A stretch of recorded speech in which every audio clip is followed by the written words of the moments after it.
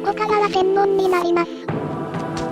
いきなり天文、植物と何の関係かと思う人もいるでしょう。それらをより考察していきます。前半は、よくわからない星や、月、太陽などが書かれたページ。後半はゾディアークについて考察します。それでは考察します。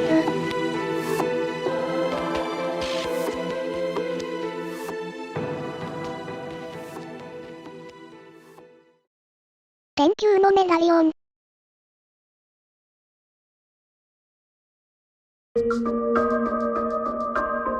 さて、どれから行きましょう。簡単なこれから行きましょう。天文セクションの一番初めのページです。何が書かれているんでしょうか。とりあえず1ページごとアップしてみてみましょう。直感的に太陽に見えます。絵の描き方が現在風ではないのでちょっと判別がつきません。ですがもう片方のページを見ると、月のようなものがサークル状に並んでいるのが見えます。アップしてみます。白い月と黒い月のようなものが代わり番号に並んでいます。白と黒。これはどういうことなのでしょう。真ん中にあるのは星型の何かです。月に関する内容かどうか少し怪しくなります。月のようなものの数を数えてみましょう。1、2、3、4、5、6、7、8、9、10、11、12、12。どうやらこれは1年を表している可能性が高そうです。ですが、白い月、黒い月、これは古今東西で聞いたことがないです。一体何なんでしょう。これのようなものが一つだけあります。それがこれ。バチカン写本1291。この写本には、こういった占星術的なことが書かれていて、これはその中にある一枚の絵です。真ん中の馬と共に描かれているのはヘリオスです。なぜヘリオスかはわからないですが、ヘリオスは太陽神なので、世界の中心的な意味で書かれたのだと思います。一番外側の円が12星座。真ん中の円は12月を表しているらしいです。そして一番内側の円は、白い女性と黒い女性が書かれています。アップしてみます。黒黒白白黒白。と、先ほどの白い月黒い月に似ています。では、この一番内側の円は何を表しているかというと、太陽がその星座に入る時刻を表しています。つまり昼が白い女性で、夜が黒い女性です。女性たちの上には文字が書かれており、その一番左には皆ゼンマイのような文字が書かれています。これはギリシャ語でオーラ、時間を示すための、オメガとロを合わせたものです。そしてその横の文字は、黒い女性には N が、白い女性には M が書かれています。おそらく当時の言語の昼夜を表す言葉の頭文字も同じだったと推測します。そしてその横の文字は時刻みたいです。この絵はプトレマイオスが作った便利な表で、古代において広く普及していたみたいです。プトレマイオスは占星術をよく調べていたみたいで、占星術を使うときにこういう便利なものがあったらって感じで作ったものだと思います。ただこの一番内側の円の存在意味、黒い女性白い女性、どうしてその意味がいるのか、あるいは重要なのか、それがわかりません。太陽がその星座に入るときに夜か昼で何かが違うのでしょうか。どんな意味があるのでしょう。月のラウンデルに戻ります。パッと見でさっきの絵と似てないと思いますが、構成は割と似ています。一番外側の赤い文字も各月ごとに書かれていて12個あります。こんな感じですね。月の上にはテキストがあって何やら書かれています。その月の説明でしょうか。月の内側、真ん中の星の周り、そこにも文字が連なっています。拡大します。星は八つ型です。その周りにある言葉も8つあります。これも一つの意味のあるサークルだと思います。つまりこの部分で1段階。月とその上のテキストが2段階目だと思います。テキストの上に線が書かれ仕切られているので、そしてその上の赤い文字が3階層目だと思います。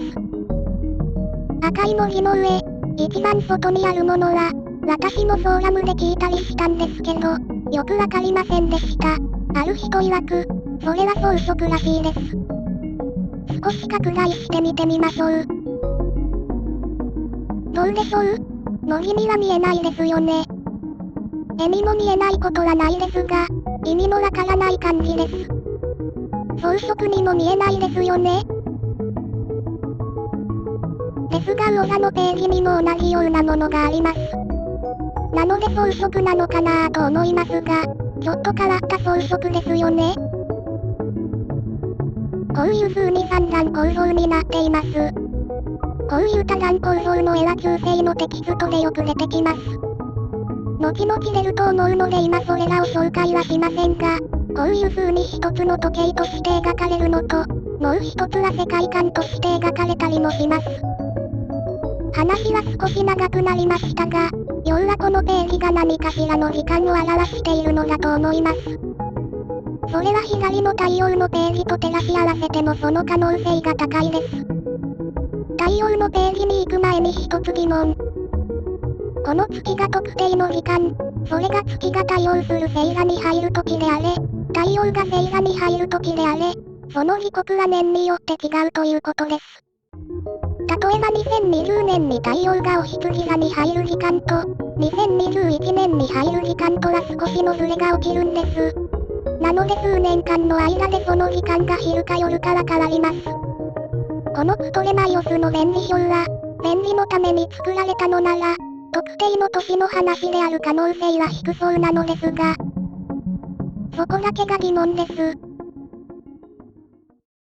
陽のページ。太陽を表す赤い線は、12本あります。青い線の12、その横にある星が散りばめられたエリアの12個です。それが3つで1セットになっているみたいで、その外にある星と文字に枠があっていて、それぞれ対応しているようです。つまりどれも1数12個でできていて、これは1年が12ヶ月であることを表しているんだと思われます。これはこの隣のページとの連続性で考えれば、普通に考えられることでしょう。太陽のこれらのデザインはどういう意味なのか少し考察してみます。まず赤い線は太陽光線。太陽の光ですね。この描かれ方は割と昔からみたいです。これは16世紀スペインのもの。これは中世のタロットカードの太陽です。こちらもです。こう見ると太陽のシンボルと一致するのですが、実は月も同じように書かれていたりするパターンがあるのです。これらはタロットの月のカードですが、太陽と同じ光線のようなものが書かれています。それじゃあ太陽と区別つかないんじゃないかと思われるかもですが、私は太陽だと思います。決定的なのが光線の色です。月を赤色で描くということはないと思います。それともう一つ、これが月だと思わせる部分があります。それは顔の両隣にある三日月です。月が描かれるときは、普通左か右のどちらかに三日月が描かれます。しかし異例もあって、太陽にも描かれている場合があります。こちらは両隣と珍しいですが、手元に資料はないですけど、他で見たことはあります。では青い線は何かというと、これはよくわからなく、可能性としてこういうものが挙げられます。これは何かというと、時計の一つですね。天体計算に使うものです。太陽と月の色が逆な感じですが、こういう色の使われ方もしていたみたいです。なので可能性としてロイ日記の方も逆かもしれません。まあこの説は確かに形は似てる部分ありますけど、どうなんでしょう？違う感じも結構します。最後に散りばめられた星が何かですが、多分これは宇宙、あるいは地上から見た夜空を表しているんだと思います。この星に関しては後で出てくるので、そちらで説明します。とりあえずこのページは終わりです。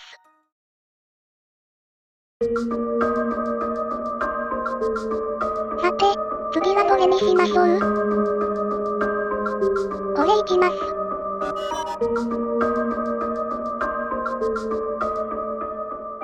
こちらは天文のページよりちょっと前にあるのですが、おそらく天文だろうということでこのセクションで紹介します。このページの後の数ページは欠落していたり、そのページの順序が合っているのかという話もしたいのですが、それはおいおいやる予定です。他の天文のようなものと同じ感じですが、これは4つの人間が描かれています。おのおのどこかへ手をかざし、前を向いたり後ろを向いたりしています。これは何かというと、まずこれと似た絵があります。そちらを紹介します。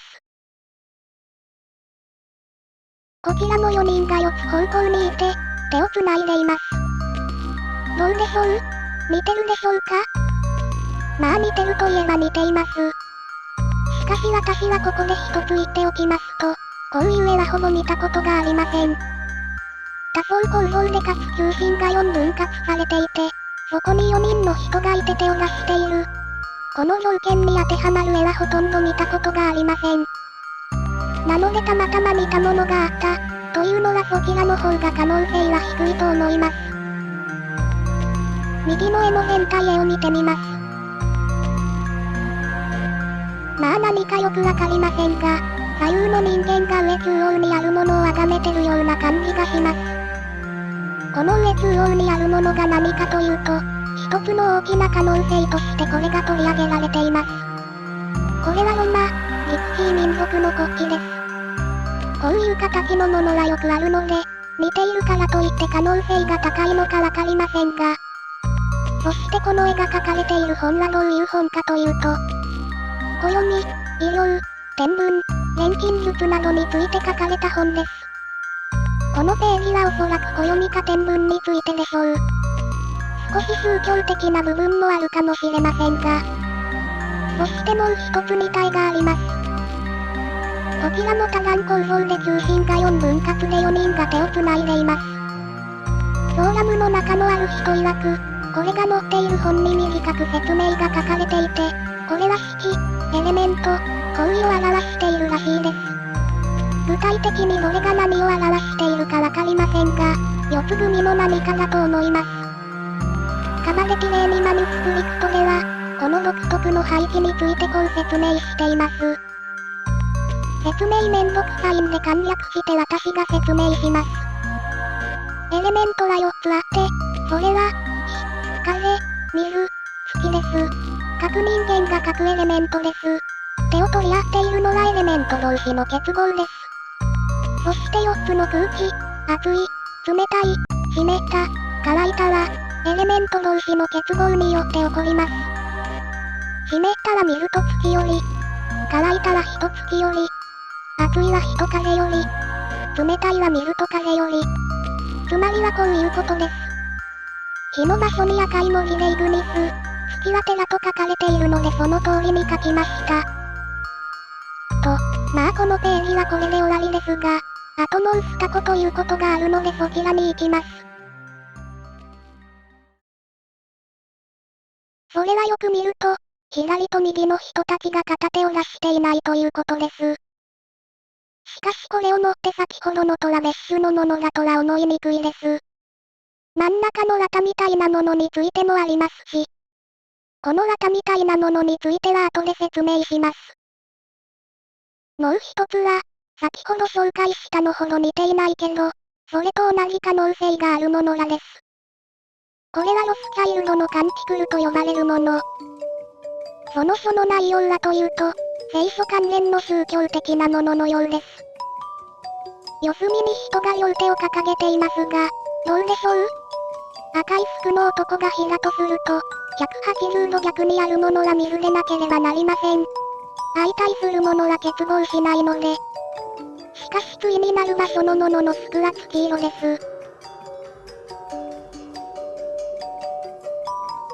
こちらはどうでしょう？右が火、左が水、というよりは、昼夜または太陽と月の方が近いかもしれません。こちらはなんか違う気がしますね。別の4つ組の何かでしょう。これは個人的に同じ類のものかなぁと感じます。違うといえばそうとも思うのですが、外周の4人と手の結合、それと中心にある図を見るとなんとなく同じか似てるように思えますね。それでは次へ。どれ行きましょう。これにします。3つある中の左と真ん中の方を見てみます。左のページは上に太陽、下に月が、右のページは上に月、下に太陽が書かれています。その間に星がある、という感じですね。これと似た絵はないのですが、この各星にはラベルがついています。そして各星のラベルの文字を読み解いている人たちがいます。テキスト分析に長けた人たちです。その中の一人、モニカ・ヨクビナスさん。アメリカのおばあさんらしいですが、長年このページの星の名前を分析しています。古来アラビア語で分析しているようですが、言葉というのは、特に大陸は隣国の言葉が入ってきやすいです。なのでそこら辺の難しいところみたいですが、私も詳しくどういう方法で分析しているのかわかりませんが、古来アラビア語で解いていくと、星の名前はいろいろと古来の呼ばれ方と一致していくようです。そうしていくと、こういう感じになります。アップしてみます。一番下の黒い文字が、現代で呼ばれてる星の名前。真ん中の青い文字が、当時呼ばれたとされる名前。上の赤い文字がボイニッチ文字をアルファベットの変換したものです。例えば左にある24がスピカです。乙女座の一等星です。26がポラリス、北極星、コグマ座の二等星です。ちょっと解像度が悪いので、綴りの方は他の星で見てみます。20がエプシロンボーティズ、牛飼い座の二等星です。昔はアルアザル、発音がわかりませんが、ボイニッチ語をアルファベットに解読すると、AHAZRG になるようです。アルアザルの AL は定冠詞のようなものらしいです。そう考えると AHAZRG の AH の部分が、定冠詞に相当するように思えます。言葉の変化についていろいろ調べていくと、語尾が変わったり、少し発音が変わったりとあるので、これはかなり似ていると思います。よくあるのが濁音になったり、発音がラフになったりですね。あとは発音されなくなったり、外国に綴りが伝わったけど、文字の発音が国によって違うため、発音が変わって、そこからその発音に合わせた文字に変化した。ということも多々あると思います。もう少し他の星も見てみましょう。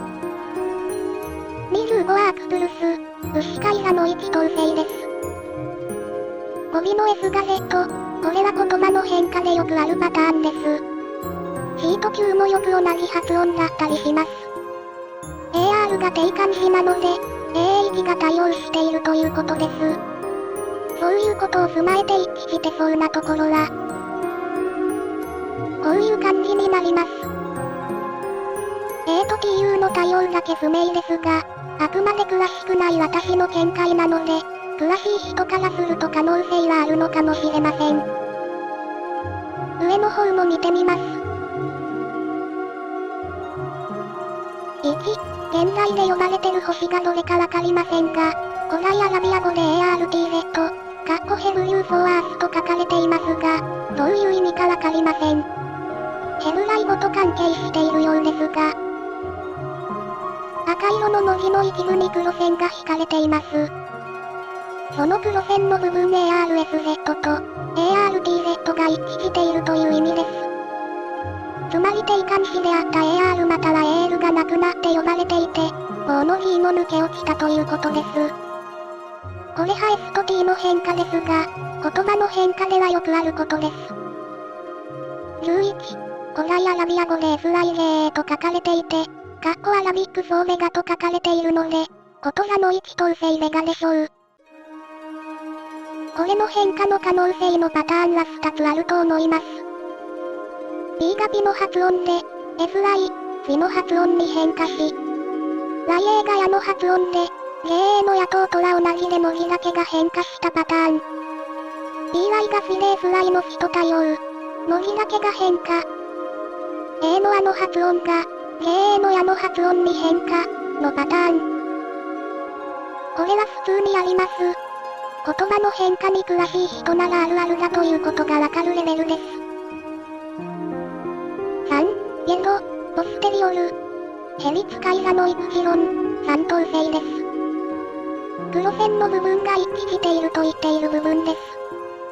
このライライというところですけど、多分省略されているんだと思います。他の星のところを見ても、ライライは省略されてる感じなんですよね。なのでそう考えると、こういう対応になるかなと。CK はよくある変化です。どちらも可行形ですね。AI もよくある対応です。後かいとかえとか。G は先ほどと同じく省略されたのかなと。まあ G がよく省略されるからわかりませんが、英語だとイングの G が発音されなかったり、サインの G が発音されなかったりします。まあこんな感じです。似ていると思いますか？私は偶然の一致とは思えないですが、これに関しては、よくこういう意見があります。恣意的に解読していっている。まあ簡単に言えば、当てはまるように、一致するように、都合よく解釈したり、文字を選んだりしているということです。こういう恣意的に解釈して一致している、というテキスト分析者は多いと思います。なのでそこら辺はよく突っ込まれるというか、疑ってみられますね。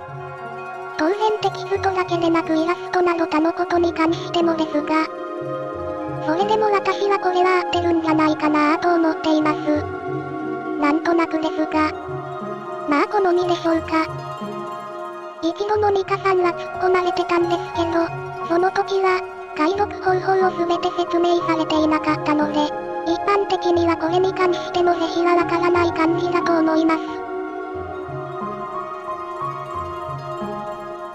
今まで話していたので気づいた人もいると思いますが、1から3等星で、1等星が多いということです。そして星座に詳しい人ならもうわかってるでしょう。先ほどの左のページは、夏に見える星座です。ヘビ使い座、こと座、牛飼い座、乙女座、すべて夏に見える星座です。ちなみに、子熊座と竜座は一年中見える星座です。そして右ページの解析を見てみます。これがモニカさんの右ページの解析ですが、おやおや、左右逆になっています。これはどういうことかというと、フォーラムの JKB さん曰く、ペルシャの星座本には、鏡面図、一つは内側から、もう一つは外側からの視点、が含まれるのが非常に一般的でした。これは西洋の写本ではあまり一般的ではありません。みたいです。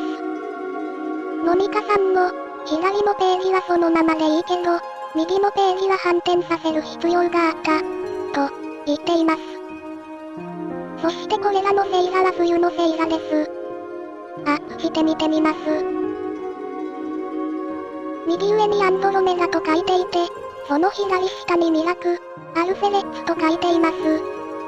秋になると見え始める星座で、それぞれ、ミラク、ベータ星2等星、アルフェレッツ、アルファ星2等星です。その上にはカシオペアと書いてます。こちらは一年中見えますが、秋から冬にかけて上に登るのでよく見えます。その下にはレモンスター。昔はそう呼ばれていて、今はペルセウスス座のアルゴルです。変更性で明るさが2等星から3等星と変わるので、悪魔的に思われていたのかもしれません。その右下がアイオブザブルー、冬によく見える大牛座のアルデバラン、1等星です。有名な星ですね。左下へ行くと、冬に出るオリオン座のベテルグーズとリゲルがあります。冬の最も有名な星滝です。1等星です。左にはカペラ、カストル、魚車座の1等星と双子座の2等星です。どちらも冬に見える星です。と、ここら辺にしておきます。ちなみにこれらは北半球から見える夜空、星々です。このことからボイニッチは、北半球が大きく関係している可能性が高そうですね。さて、それでは一番右のページについて考察しますが、これは左の2つの星座のページと関係しているかわかりません。それとこのページに関してはよくわかっていないのと、他のページとセットで扱います。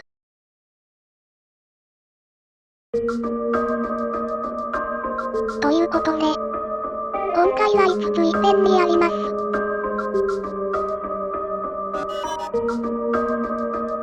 ですが、このうち2枚は片方だけなので、この5つのメダリオンは何かよくわかっていません。ですが、大体の見当がついている感じです。螺旋パターンと、花のようなものがあるものと、線が多数あるものと、天体のようなものがあります。これらはある程度内容が共通している可能性が高いと思いますので、種類別で見ていきます。まずは螺旋です。天体で螺旋といえば、銀河系を思いつきます。非常に似てると言えます、が、望遠鏡ができたのが1600年代で、ボイニッチ趣向は炭素年代測定により1400年代とされています。この炭素年代測定法に関しては、ちゃんと考察しないといけないですが、とりあえず確率的に見て、これが銀河だとすると矛盾が生じる。と、言っておきます。ではこれは一体何なのかというと、わかりません、が、これと見たいがあります。420年頃のアルメニアのシェーンベルクコレクションにある絵です。この本は天体や人体、世界観などについて書かれた本です。そしてこれは、宇宙論的な図解という見出しの下で書かれているようです。つまり何かしらの世界観を表すものでしょう。それは何かしらの作用なのか、何かしらの形なのかわかりませんが。それとボイニッチ思考の中でも渦巻き系のものはあります。これは後で考察しますが、螺旋や渦巻きは、別に特別なものではない感じがしますね。と、これを作ってる途中に新しい情報が入りました。先ほどのですが、右の絵は月の8つの段階を表しているそうです。段階というのは位相みたいです。もう一人の人はまた別のことを言っていて、ボイニッチも螺旋もアルメニアの螺旋も、星の球体自らの動きを表しているそうです。14世紀にブリランやビュリラン、ロナウドなどの作家の作品によって確立されたもの、らしいです。次は中心が花の模様のようなものですが、これはさすがに花と言われても何か全くわかりません。ずっとわからなかったのですが、一つの説が出てきました。フォーラムでいるコーエンジーさんとケリーさんが、ボイニッチに関する国際会議のマルタ会議で論文を発表しました。それによるとこれらは天外らしいです。天外というと聞き慣れない言葉かもしれません。古来の宇宙観で、天が蓋のように世界を覆っている、というものです。じゃあどうして花びらの形なのかというと、テントです。テントの上の部分。それを上から見下ろしたものの模様だということです。テント、ベッドの上の部分もまた天外と呼ばれています。つまりテントやベッド自体が世界として見られていて、それを天外が覆っている。という感じでしょう。では実際上からテントの上の部分を見下ろしてみるとどんな感じかというと、どうでしょう？少なくとも少し似ていると思いませんか？もっと画像が欲しかったのですが、手に入りませんでした。比較してみます。似ているのを合わせた、というならそうでしょう。これだけではさすがにたまたま考えなめません。実写ではないですが、中世のテントを見てみましょう。いろんな国のいろんな時代のテントです。下の文字は年代と場所を表しています。大体が島のような感じですが、見てほしいのは裾の部分です。フリルのようになっているのが特徴です。このフリルの形が上から見ると花の形に見える、ということです。ちょっとわかる感じするでしょうか？別の中世のテントも見てみます。真ん中のテントは星が散りばめられているのが説明したいところです。中世のテントでは星が散りばめられたりしていたみたいです。点なので宇宙ということで星を入れたのでしょうか。ボイニッチにはこれ以外の天外のようなものが書かれています。テントと同じく一番上に突起物があるのが特徴ですね。これらも裾のところがフリルのようになっています。花についてはこんな感じです。どうでしょうか？これらは天外だと思いますか？私の意見はというと、人間が寝室を一つの世界に見立てて、その時の世界観を模したものを作るのは普通だと思います。ですが、それを宇宙図にしたり、この世界の説明をするときに描くでしょうか？テントは別に点を想像してその文様が作られたわけではないと思います。それを宇宙図に書くでしょうか？考えられる可能性は、当時、宇宙イコール点がどういう形をしてるか知らなかったでしょう。なのでテントの点外を宇宙ということにして描かれた。これくらいの説しか思いつきません。花についてはここまでです。こちらは線ですが、これもテントの文様に似ているんですよね。これか何かしらの天体の周期についてだと思います。波状する線ごとに何か文字が書いていることからも、天体の周期や各フロアでの性質を表しているのかもしれません。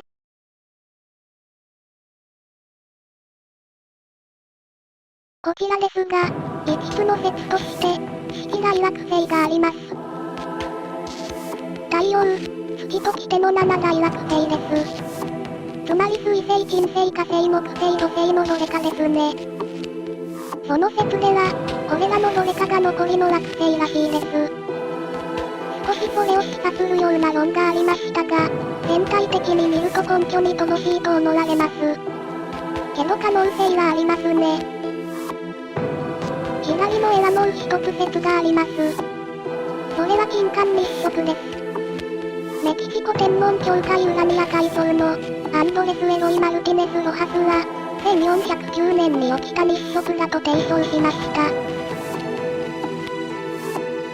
ABC プラスサターンと、4つがポイントみたいです。A はオウシラのプレアデス星団を表していて、BC は何かわからないらしいです。その対極に土星があって、これは1409年の金環日食の日らしいです。しかしこれは基本的にボイニッチ界隈では賛同されていません。いろいろと証拠が不十分で、思いついたレベルの話らしいです。あともう一枚忘れてました。左のも追加です。これらも具体的に何かはわかっていません。天体の周期的な何かの可能性が高いと思いますが。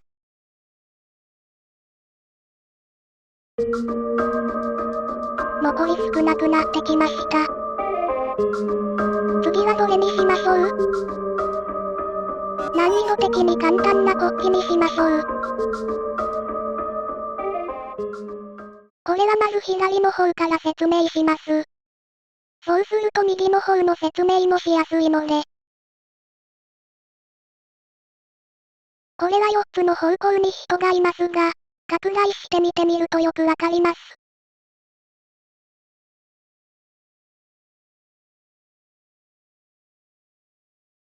むむ、何か手に持ってます。何を持っているのでしょうか？左は何やら尖ったもの？下は鎖状の何か、右はなんか壺みたいなもの。上は何も持ってないのか、あるいは手を見ています。これは何かというと、こう言われています。四季を表すものだと。どういうことかと説明すると、当時、中世ではよく季節を表す時の表現と似ているからです。右の絵の4隅の人間の、季節を表しているものだと言われています。左の絵の左の人と、右の絵の左上の人は、持ってるものが同じです。これは小麦の穂らしく、夏を表しているようです。そして左の絵の下の人は、これは定かではないですが、おそらく羊毛を紡いでる人だという説があります。鎖が特徴的なのですが、あくまで可能性ではっきりとはわかりません。右の絵の右下がそれに対応していて、これは収穫を表しているらしく、両方とも秋を示しています。右の絵の右下は焚き火をしている人です。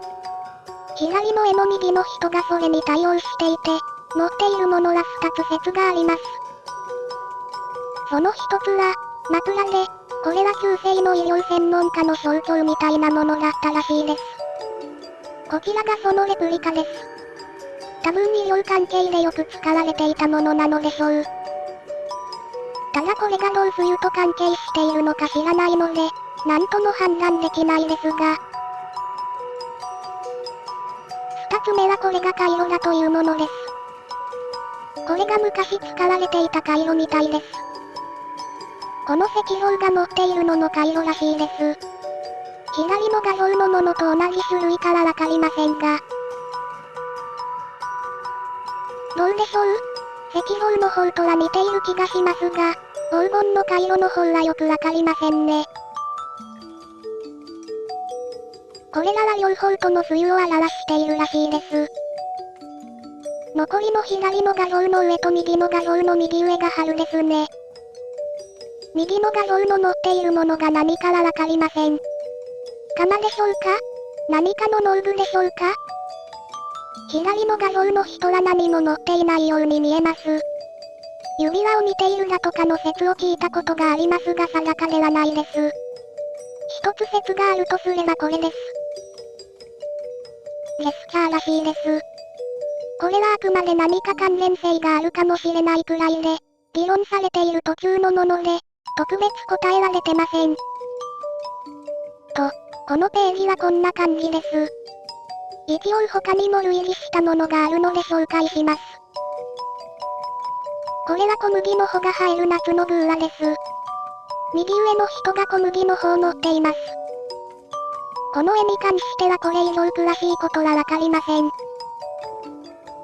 ちなみに右の図が何を表しているかというと、真ん中のおっさんは知りませんが、その次のリングは12星座で、その外側は多分、その月に何をするかだと思います。左の絵は真ん中が太陽なのも、一年の四季を表している可能性が高いです。して隣のページです。左の太陽に対してこちらは月、周りにもこの子がある感じがしますが、実は先ほどの4人に似た人が描かれています。ちょっと拡大してみましょう。見えるでしょうか？ここにいます。わかりづらすぎるので切り取ってみます。左端の絵が上の部分、そこから時計回りなので、右端の絵がラウンドの左の部分ですね。これらに関しては今のところよくわからなく、左のページと対になっているのなら、同じような内容だと思います。少し考察すると、左は太陽のラウンデルで四季を表しているのだとしたら、右は月なので1ヶ月の何かを表している。こう考察することができます。毎月繰り返される何か。4分割だから週ごとになるのかもしれません。しかしこの絵からそれが何かわかりません。上の部分の後ろを向いている人が特徴的ですが、どうして後ろを向いているかもわかりませんし、手に持っているものも何かわかりません。ですが、このノコノコはもしかすると小麦畑などかもしれません。つまり毎月の小麦畑での農業のあれこれなのかもしれませんね。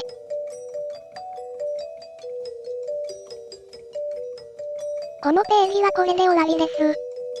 残りの1枚に行きます。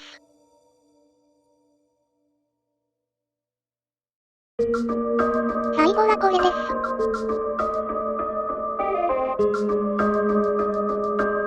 このページはいろいろと情報が詰まっているのですが、結構解けそうな感じでなかなか解けていないページです。では見ていきましょう。まず真ん中ですが、これはさっきの螺旋と同じような感じで、真ん中に星があるのでおそらく、宇宙イコール世界を表しているんだと思います。次に真ん中へ向かっている突起物を見てみます。左上と右下には太陽が、右上と左下には月か地球のようなものが描かれています。おそらく月だと思われます。これらはこれだけだとよくわかりません。今度は4隅を見ていきます。どれも形があり、それぞれ丸い顔が描かれています。一体何なのでしょうか？一つの説は4気質説です。血液、粘液、気単重、黒単重の4つの気質を表しているというもので、それぞれがエレメントとも対応しています。左下の4つの顔はそれを表していて、色はエレメントを表している。しかし月を表す黄色がありません。そしてこれはどうやら TO マップな気がします。もしかしたら右上の方が4気質かもしれないです。そしてさっきも出てきた TO マップとは？それを説明します。TO マップとはこのように、形が T と O で作られてるから TO マップと呼ばれていて、中央に、アジア、ヨーロッパ、アフリカと書かれています。要は世界地図です。この地図はヨーロッパを中心とした時に、各地方を分割して表現しているのです。よくこの3地方の TO マップを見かけますが、波の地方だけではありません。このように下は海として書かれていて、まあこれは場所を表したものだと思いますが、確か他にも何かしらを3区分した世界観を表していたものがあったと思います。手元に絵はないですけど、そう考えると、赤青緑の世界の構成要素を3区分したもの、だという可能性はあり得ると思います。そう考えると赤青緑といえばエレメントなんですよね。これ以外思いつかない。他の説もあって、それは、4隅の形が文字を表しているというものです。左上がギリシャ文字のロー、現英語で R 太陽。右上がギリシャ文字のカイ、現英語で X 太陽。左下がオミクロン、現英語で O 太陽。右下がガンマ、現英語で Y 太陽。これが何かを意味しているというものです。なんかはわからないみたいですが、ヘブライ文字説もあります。その場合は、こういう対応になります。この説はちょっとうがった見方かな、と思いますが、しかし現代人から見るとよくわからないものだらけなのでわかりませんね。ここで私の見解を一つ。四隅の丸い顔はエレメントや4つの気質などの何らかのシステムだと思います。そしてそれはそこから連なる太陽や月と関係していて、つまりそれらのシステムは太陽に属していたり、あるいは太陽を通過したりして、そこから宇宙世界にそのエナジーが送られる。という感じかなと思います。もう一つ仮説。ユダヤ人が持つカバラの中で、カバラの原理が書かれているセフェール・エッツラー。その中に、神が作った22の文字。それは3つの文字と7つの文字と12の文字。その中でより中心的なのが3つの文字で、それが、アレス、メム、シン。これらはそれぞれ、風、水、火、という属性を持っています。これが左下の色分けされたものを表している。そういう説です。これで一連のメダリオンは終わりです。残りはゾディアークです。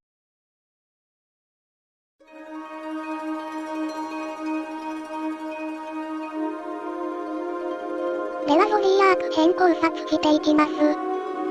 まずページ順の1番目にクルーオザから見ていきましょう。どの星座もこういう風に、真ん中に星座が書かれていて、その外側に文字、次にアクセサリー、次に星を持った土管のようなものに入った女性、次の我が文字、そして次が同じように女性、次に文字という感じです。アクセサリーは書かれてないものが多いですが基本こんな感じです。この土管のようなものに入った女性から説明する方が順序は良いかもですが、先になぜ魚座から始まっているのかということに答えます。中世ではこのように魚座から始まるカレンダーがありました。ちょっと見づらいのでアップします。わかりやすいところから行くと、これがレオで七座です。その下がバーゴ、乙女座です。綴りは現在の英語でかなり似ています。ここがゲミニのゲミで双子座です。ここがお羊座のアリールと、このように星座順に書かれています。ここの SIG はサインのことで、12級の各級を表す言葉です。そして一番上にパイシーズの魚座があります。ちょっと文字が判別しづらいですが、昔の書き方ですし。そしてそれはマーチ、3月を表す場所にあります。その下はエイプリルですね。と、このように中世ではこういう歴が使われていました。なので土井日記が魚座から始まるのは特別変なわけではありません。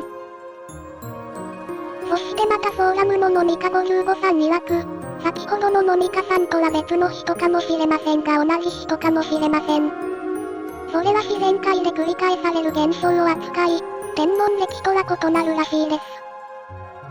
以下引用です。例えば、スノーベルが現れると、その季節は早春と呼ばれ、木を切ったり植えたりする必要があります。ライラックやリンゴの木が咲くと春真っ盛りとなり、種まきや植え付けなどの作業が始まります。季節カレンダー生物季節時計は、地域や天候の影響にもよりますが、3月中旬頃に始まります。魚座の星座の時期の特定の植物、いわゆる視聴植物が現れた場合、庭や畑で何をしなければならないか。外観が記録され、現象や気候の変化も示されます。と、こういうわけらしいです。季節歴というのもあったみたいです。続けてこう言っています。このような季節歴は、10の季節にのみ分割されます。おそらくこれが、ヤギ座と水亀座の星座が欠けている理由です。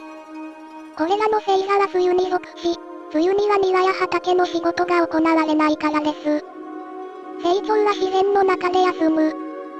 工事は家の中で行われます。だからこそ、私はこれらのページは紛失したのではなく、意図的に省略されたのではないかと考えています。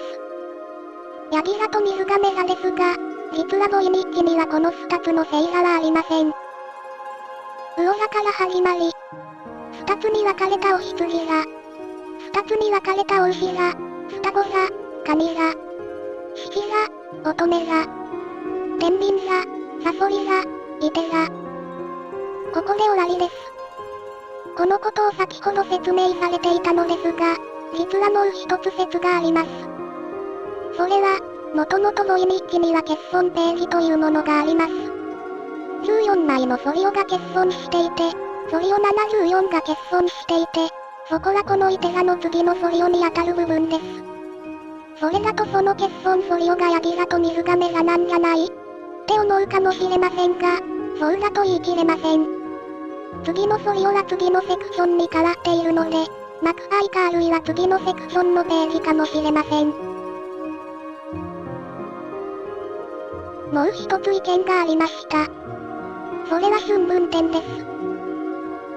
ゾディアークは春分点が始まりで、古来その場所はお羊座でした。ですが2000年ごとに逆方向へとその位置が移動していきます。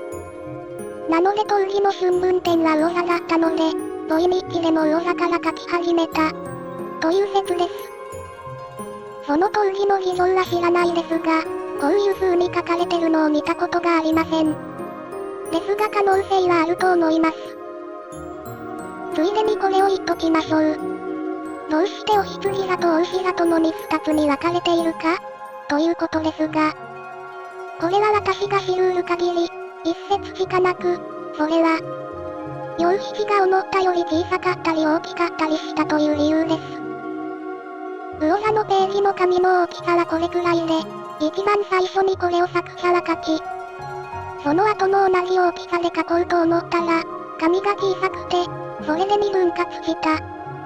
そしてお牛座イコールは紙の大きさに合うように書いた。というものです。あと何か忘れましたけど、最初の方は女性のようなものに色を塗っているんです。けどお牛座越えたあたりから塗られなくなっているんですよね。そしてこの女性のようなものは覚醒座で29から31人います。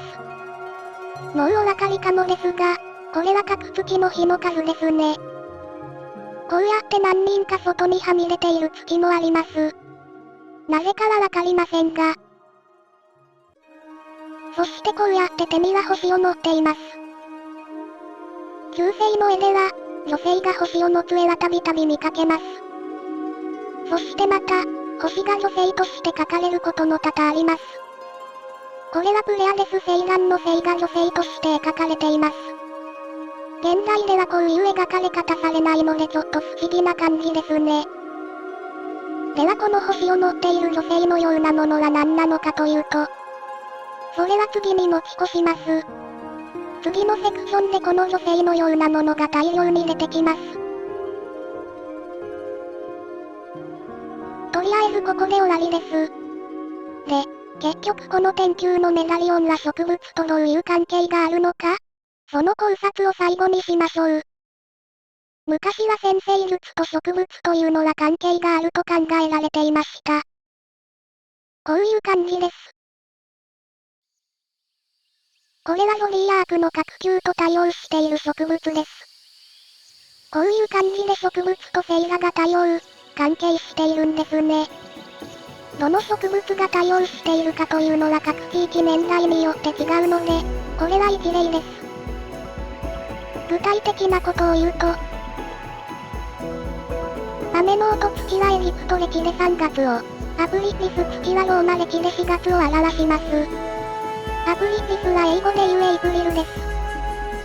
こういう感じで自由に用いられると考えられていました。また12星座は人体の部分と対応しているとも考えられていました。こんな感じです。なのでそれと対応する星座の植物は、この部分に効くと考えられていたと思います。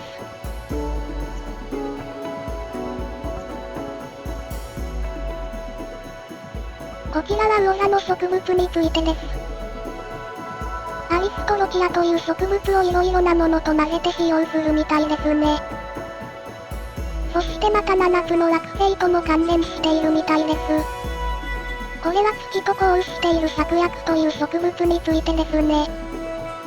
アラビアの地でクリマが最多になった時に成長するみたいです。月が満ちると成長し、欠けると縮小する。月が欠けた時に3日熱などに有効らしいです。そしてこの書物にこうも書かれています。すなわち、お前が知っての通り、万物は精神の流出によって増大し減少する。しかし、あの者ら精神の親自らの霊気は、極微であるので、あらゆる優勢を還流し、とりわけ、世界の初めに、精神が地上の部分に巡り合ったあの諸々の場所に還流している。この証拠として、以下のことを信じるようお前に提起しよう。要は、すべてのものは星のエナジーによって、増大し、減少する。ということです。毒人参と言われる植物がある。これは、火星の流出から生み出したと思われている。しかし、世界の初めに、アレース火星が光線を放って手に入れた。実際彼は毒人参をイタリアの部分に放った。というのは、イタリアのクリマは、たまたま天かす球の下にあるからである。これも毒人参が火星のエナジーによって生み出されたもので、火星はイタリアに自身のエナジーを放った、と言っています。こういう理由で、天体のセクションと植物のセクションが関わっている。というのがボイニッチ界隈での主な一説です。しかし私は、次の可能性の否定はできないです。それは、天体のセクションがそもそも別の本から来た、ないし、今あるボイニッチはノット欠損ページがあって、別の意図で天体セクションが存在している。です。ボイニッチは何度か編集されてきました。その証拠が不自然なページの順序や、後から書き加えられた文字などです。ここでは簡易的な説明だけにしておきます。植物の紹介ページは前半にまとめられているのに、後半のセクションにもいくつかあること。天体のセクションに入ったと思ったら、植物の紹介のようなページが挿入されていること。ゾディアークのところにラテン文字で月の名前が書かれていること。コーヒーのこぼした後の上に書かれた数字が濡れてぼやけてないこと。ページの数が現在の形で、昔はこの形ではなかったこと。他にもありますが、何度か編集されたみたいです。それでその時に、別の本から天体のセクションを持ってきた、という可能性です。このセクションはこれで終わりです。一つ抜けていたのですが、この前の動画でこの天体のセクションでやろうとしたメダリオンがあったのですが、次のセクションにあるものだと忘れていました。それに内容的にも違う部分が多々あるので次のセクションで紹介します。次のセクションは天体のページでも出てきた女性のようなものがよく出てきます。謎めいた描写が多く、これがボイニッチスコーの中でどういう意味を持っているか。全4つの中の3つ目のセクション。次回考察していきます。